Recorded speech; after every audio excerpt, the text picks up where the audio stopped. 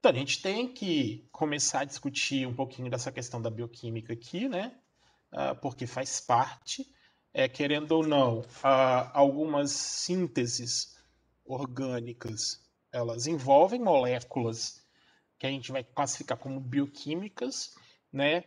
A questão da bioquímica, ela é ciente para o que, que você entende nesse processo quando a gente fala em bioquímica aqui? Tá claro para vocês? Quando a gente fala de bioquímica, né? A bioquímica, no fim das contas, a gente estuda as substâncias que estão relacionadas aos fenômenos metabólicos. E toda vez que a gente ouvir falar de metabolismo, tá? Terceira série, você precisa lembrar que o metabolismo está vinculado a um organismo, né? Está vinculado a um ser vivo. Então, pelo menos, nem que ele seja um ser unicelular, mas ele precisa apresentar algum mecanismo que envolva organelas, as enzimas, uma série de processos, né, que só se manifestam dentro de um ser vivo. Então, fenômenos metabólicos em si, os processos metabólicos, nós não vamos encontrar como um fenômeno da natureza. Tipo, eu não fui para dentro da Amazônia, mergulhei num rio lá e está tendo. Não é assim que funciona. Você precisa ter esse intermédio, esse mecanismo bem mais complexo.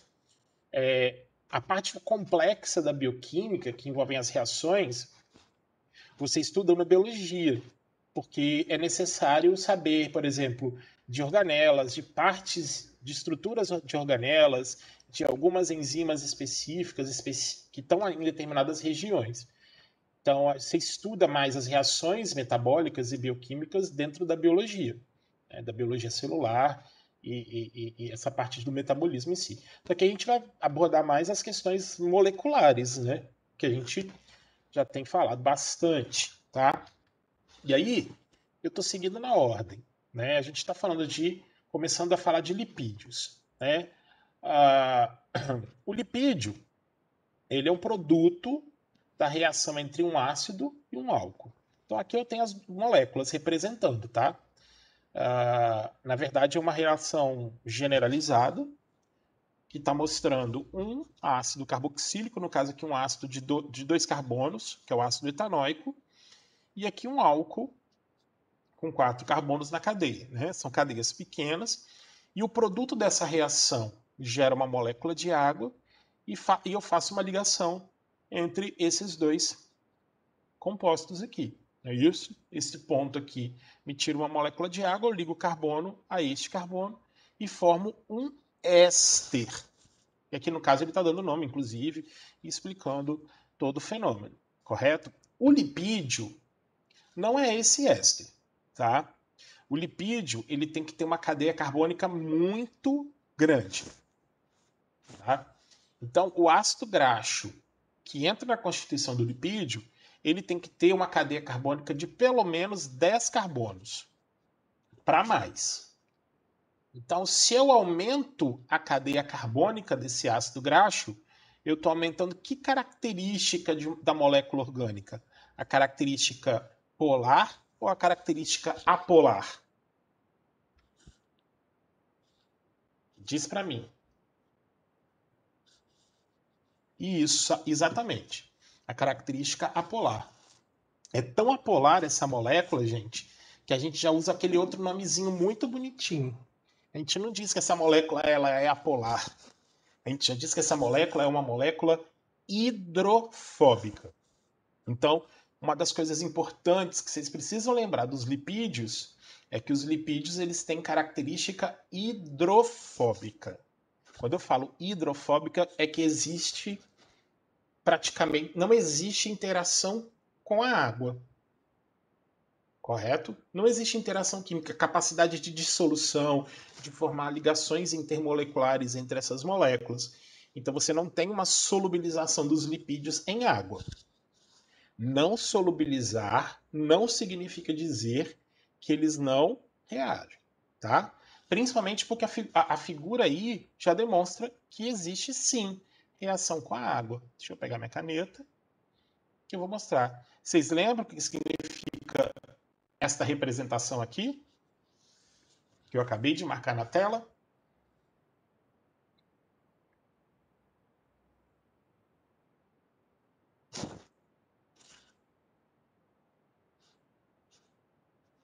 que significa essa dupla seta, gente?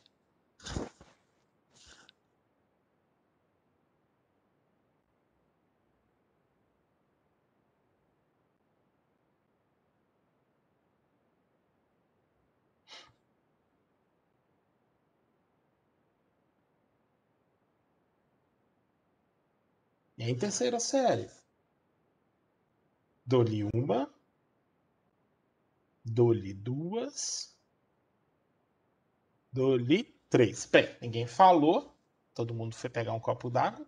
Então, olha só, essa dupla seta significa que essa reação ela é reversível e é capaz de entrar em equilíbrio químico, tanto no sentido direto quanto no sentido inverso. Então, no sentido inverso, ocorre uma reação do éster com a água. Então, mesmo que não haja solubilização, existe a hidrólise. E a hidrólise vai nos devolver o ácido carboxílico e o álcool. Tá certo? Então, existe essa reação inversa aí. Né? O ácido graxo, então, a gente estava falando de ácido carboxílico, mas aqui aparece para a gente, então, o ácido graxo, que vai ser esse ácido carboxílico que tem de 10, que tem de 10 a mais carbonos, tá bom? A reação para a formação do éster pode ser com qualquer tipo de ácido graxo, mas para a formação do lipídio, eu necessito ter essa cadeia carbônica longa que dá característica hidrofóbica dos lipídios. Você já viu essa característica hidrofóbica na biologia. Quando você estuda a membrana plasmática, né?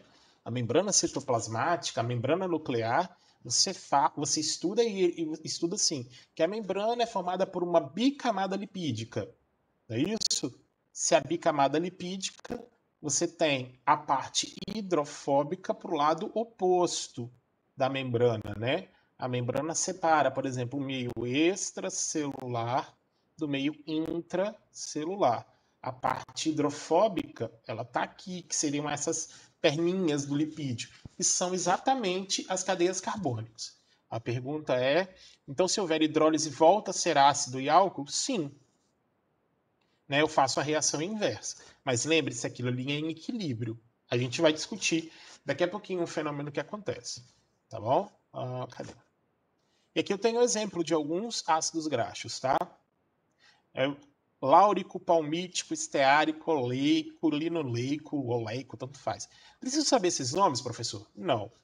Preciso saber quantos carbonos tem? Também não. 12, 16, 18, 18. Né? O que você precisa saber? Né? Interpretar uma representação dos lipídios. Inclusive, ela já foi cobrada no Enem. Graças a Deus eu tinha explicado no ano que caiu para os meus alunos. No ano de 2014, tá certo? Veio falando para a gente sobre o biodiesel. O biodiesel é um éster de ácido graxo. Quer dizer, é um éster proveniente desses lipídios. E aí, ele traz essa representação aqui, ó. C14 2.0, C16 2.0, C18 2.0, C18 2.1, 2.2 e 2.3. Quem não sabia o que era qual era esse significado, meio que boiou na prova. Mas se bem que dava assim, a não ser que a pessoa ela tenha um tino de investigação muito boa. Presta atenção, gente.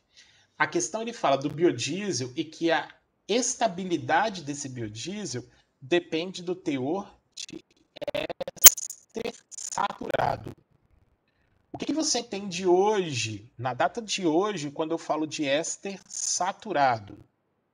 O que esse termo saturação indica para gente?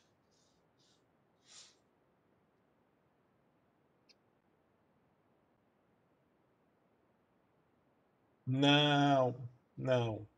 Lembra das cadeias carbônicas? Uma das classificações é quanto ao grau de saturação. Então eu tenho cadeias saturadas e cadeias insaturadas. Não é isso? E a insaturação ela pode ser proveniente de uma dupla, de uma tripla, de duas duplas, de duas triplas e assim sucessivamente. Então, lembre-se que nesse caso aqui, como a gente está falando de lipídio, né, de óleo, a gente não pode estar falando de grau de dissolução, porque o lipídio é hidrofóbico, ele não se dissolve. A gente está falando em números de insaturações na cadeia carbônica. Então, quando aparece essa representação aí, C14, C16, eu estou contando para vocês quantos carbonos tem nessa cadeia carbônica, tá certo? Então, o ácido mirístico, o ácido graxo mirístico tem 14, palmítico tem 16 e o esteárico tem 18. O que é mostrado na sequência é exatamente quantas insaturações tem na cadeia. Então, todos que têm 0 na sequência são cadeias determinadas saturadas. Ó, o oleico tem uma insaturação, o linoleico tem 2 insaturações, o linolênico tem 3 insaturações. E ele pedia para identificar que fonte de óleo seria essencial, por exemplo, para servir como matéria-prima para a produção do biodiesel, dos óleos produzidos no Brasil. Então ele teria que ter um grande teor de éster saturado. E aí você ia observar aqui, ó, que o óleo de palma tem. O óleo de palma, sim, ele é o que tem o maior teor de ácidos graxos saturados dos que aparecem aí para gente. E seria a resposta da questão. Tá? Só que o biodiesel produzido no Brasil, aproveita e já registra isso, o biodiesel, de acordo com as normas da ANP, a gente chama ANP, mas ela tem um significado maior, é a Agência Nacional do Petróleo, Biocombustíveis e Biogás, né? Que regulariza, que tem as normativas, usa como matéria-prima o óleo de soja, tá? Exatamente pelo mercado, pela quantidade de óleo produzido. Né? O óleo de palma seria o ideal para a estabilidade, porém, da mesma forma que ele tem grande porcentagem de ácido graxo saturado, ele também tem uma grande porcentagem de ácidos graxos insaturados. Então, da mesma forma que ele poderia dar estabilidade, ele poderia trazer instabilidade. Agora, diz para mim, crianças, o que seria a estabilidade que ele está mencionando aqui? Está escrito no texto.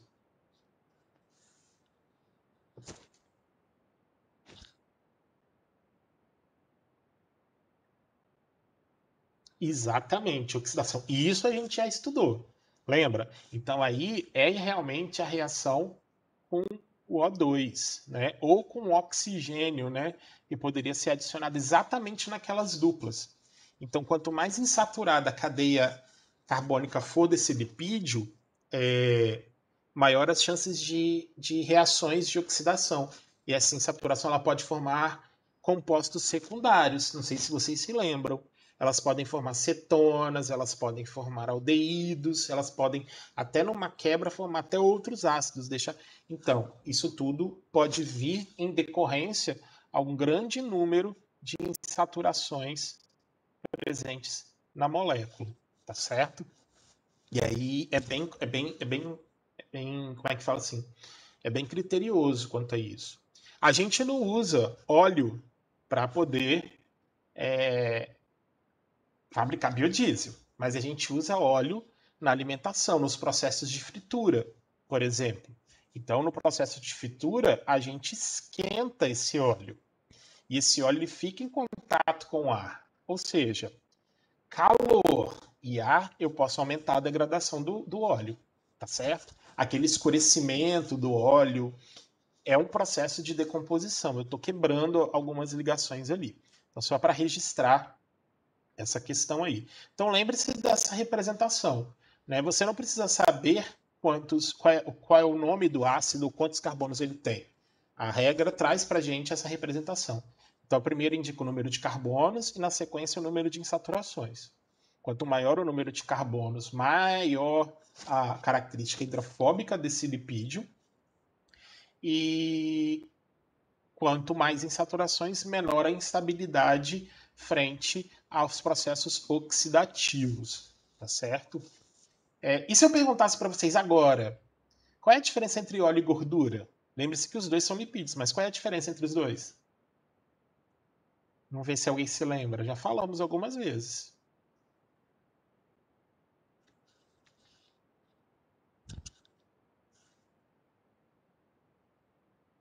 Gordura é um tipo de óleo? Não, não é, Luiz. Opa! Eita! O que eu fiz, gente? Fiz nada. Tá gravando ainda. Então tá ótimo. Deixa eu abrir aqui a pasta. Travou, né? Acontece. Nas melhores aulas.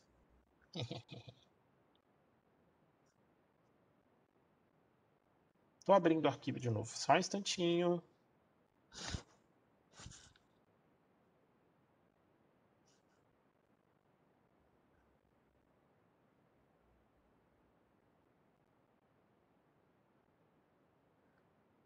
Tá beleza. Deixa eu abrir aqui a tela.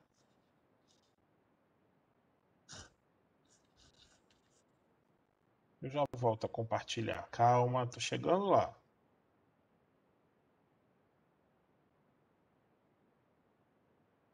Exato, isso mesmo. Bem que o pessoal tá lembrando ali quando eu falei do óleo da manteiga, da atividade que vocês fizeram, não é isso? Exatamente. Antigamente se falava que que o óleo é líquido, mentira, que o óleo é de origem vegetal e a gordura é de origem animal. O que nós temos hoje é que a temperatura ambiente, o óleo é um lipídio que tem características líquidas e a gordura tem características sólidas, correto? Vamos seguindo aqui. Aqui é só para simbolizar mesmo, porque a gente tem esse apontamento aqui.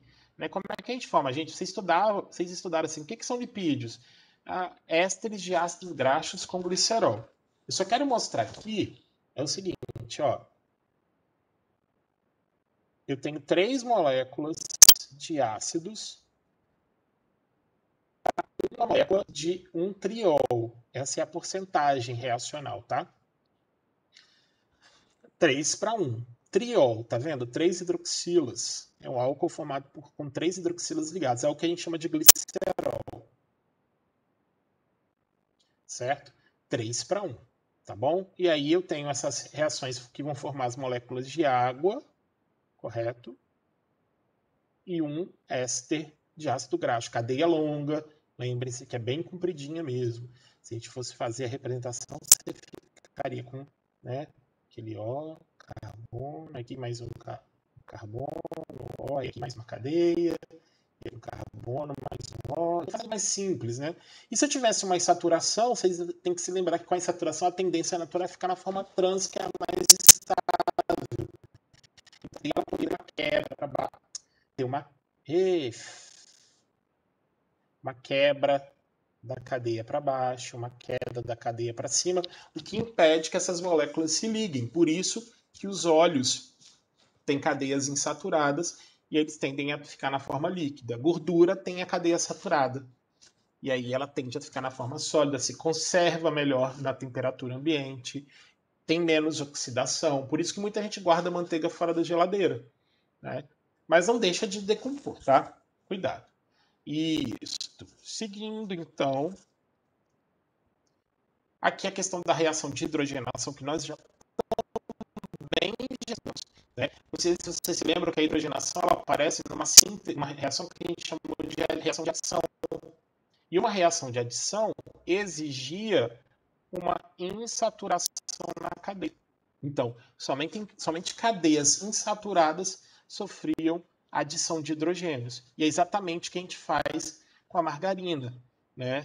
Está escrito aqui nessa margarina genérica, não aparece. Mas se você olhar nos rótulos da margarina, ela vai estar escrito assim, ó, gordura vegetal hidrogenada.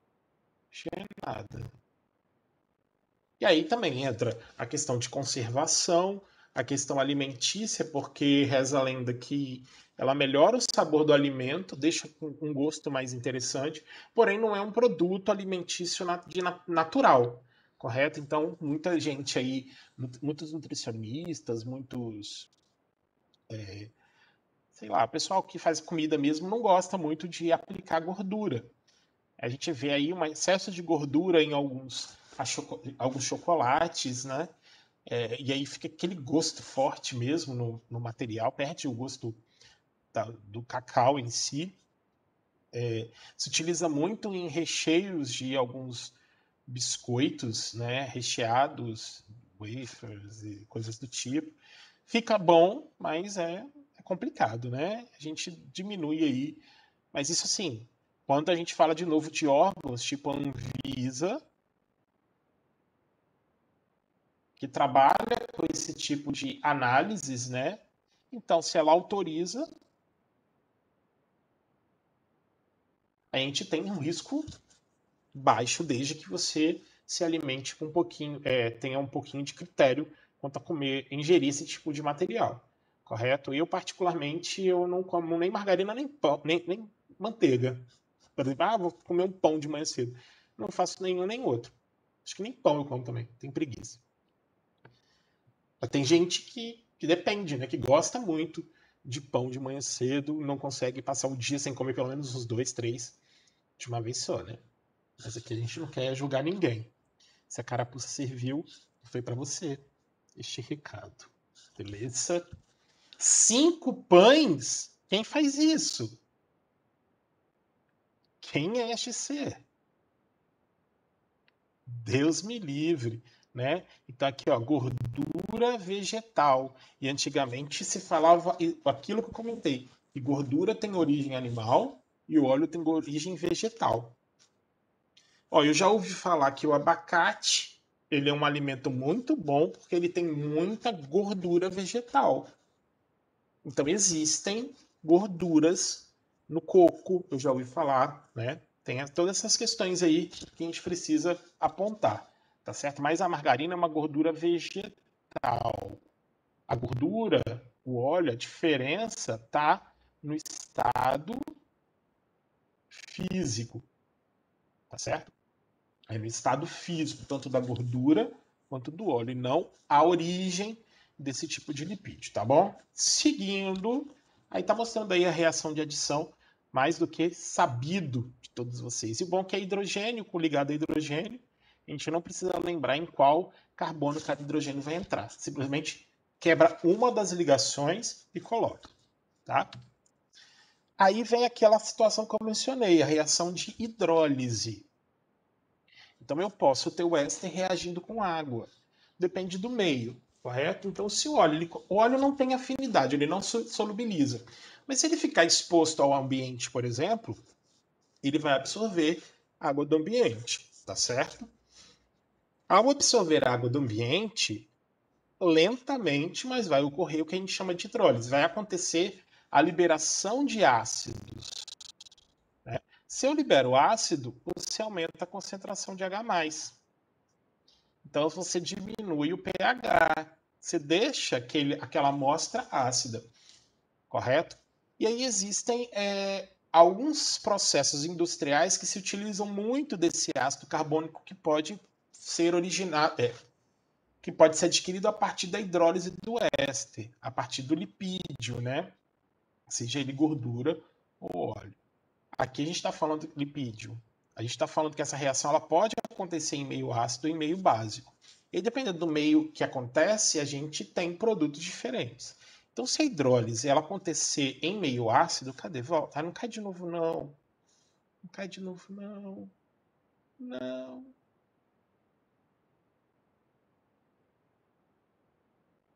Caiu. Não aceito isto. Aff.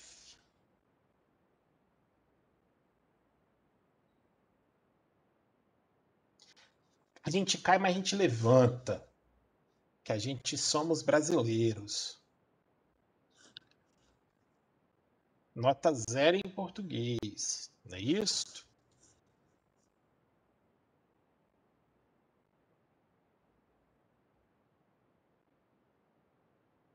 Espero que ainda esteja gravando, né? Então tá bom. Voltemos. Voltemos, não é isso? No meio ácido, né? A gente vai mostrar daqui a pouco, mas eu quero dar ênfase ao meio básico. O que é uma base mesmo, crianças? Base de arrênios, a mais simples.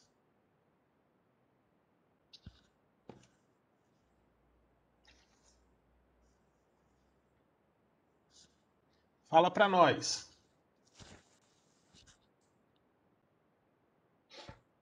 Libera hidroxila, não é isso? Mas normalmente a base, ela é um metal ligado àquela hidroxila que vai ser liberado. Então a reação entre o éster e uma base, né, em meio básico, né, aquela história que eu estava mencionando antes, a hidrólise, ela ocorre com uma reação de dupla troca. E aí eu formo o álcool, só que aqui entra o sódio, que é um sal, né? Ácido, no fim das contas, mais a base vai formar o sal. Lembre-se que o éster tem como base o ácido carboxílico. Esse sal orgânico, quando a gente fala de ácido graxo, a gente chama ele de sabão. Então, isso aqui é uma reação conhecida como reação de saponificação. É uma reação química utilizada pela indústria para fabricação de sabão, tá certo? Então, como é que a gente faz essa reação? Você pega a gordura, você pega lipídio, você pega os óleos e reage com a solução básica. Você promove a hidrólise, correto? Mais a formação do sal, que no caso do ácido graxo vai ser o nosso sabão. E aí o sabão, meus caros, faz um milagre naquele ácido graxo, viu? A gente disse que o ácido graxo, ele tem como característica ser uma molécula hidrofóbica. Porém, o sabão não será. Que olha isso daqui. Isso aqui é um ponto de carga, né? É uma região iônica de cargas positivas e cargas negativas. Então, essa região aqui vai interagir com a molécula de água. E a cadeia carbônica, não. E aí, meu filho? Simples. Para que serve o sabão?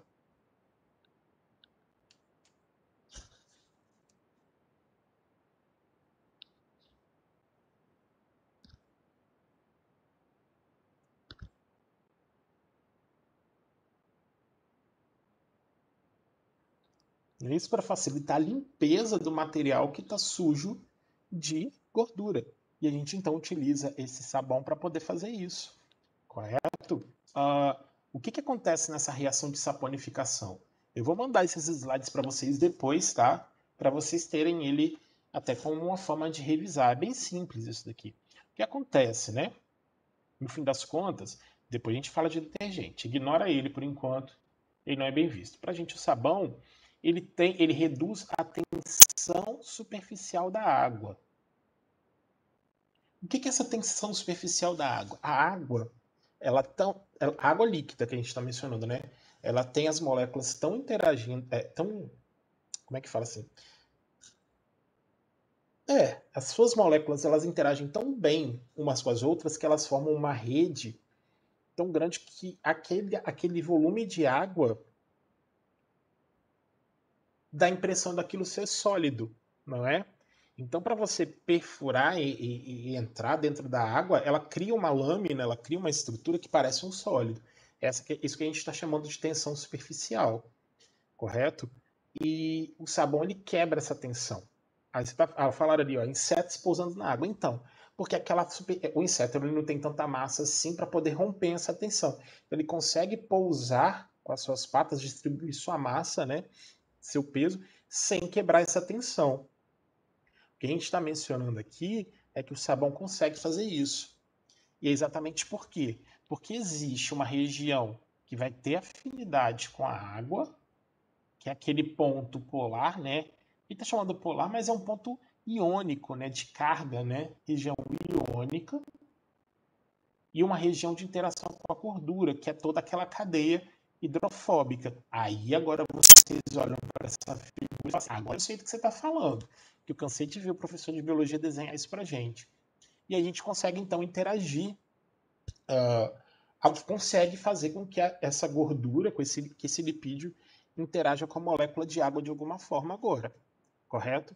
Principalmente porque acaba formando a estrutura conhecida como micela, né?